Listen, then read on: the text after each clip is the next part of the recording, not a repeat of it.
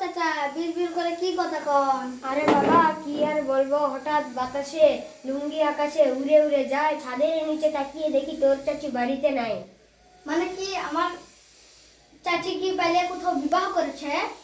ঠিক তাই, এক হাঁটু পানি, ধুলায় অন্ধকার, কিচির মিচির চেঁচামেচি, চাচির দেখা নাই। কাকু ও কারণ কাকু বাদ দেন, আমি একটা টুকটুকে দাদির খোঁজ পেয়েছি।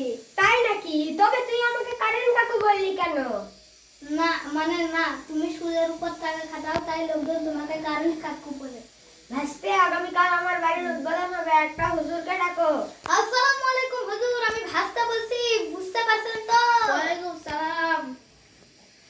চাচার বাড়ির নাম কি? চাচার বাড়ির নাম কি? চাচির বিবাহ চাচার সাথে। চাচির বিবাহ চাচার সাথে। নাউজুবিল্লাহ নাউজুবিল্লাহ, জীবনে আর কত কিছু দেখবো, ক্ষমা করো মাবুদ। হুজুর চাচা যখন এত করে বলছে একটা ঝাপসা দোয়া হালকা করে পড়ে দেন কেমন?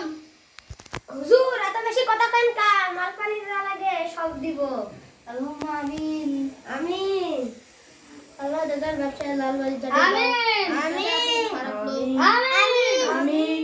চাচির জীবন সুখে করো। আমিন। চাচি যেন বাড়িতে ঢোকার পূর্বে মারা যায়। আমিন।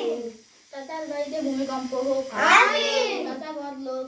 আমিন। চাচা নামাজ কালাম পড়ে না। আমিন। চাচার ওপর ঠেলা পড়ুক। আমিন। চাচার বাড়িতে ঠেলা পড়ুক। আমিন।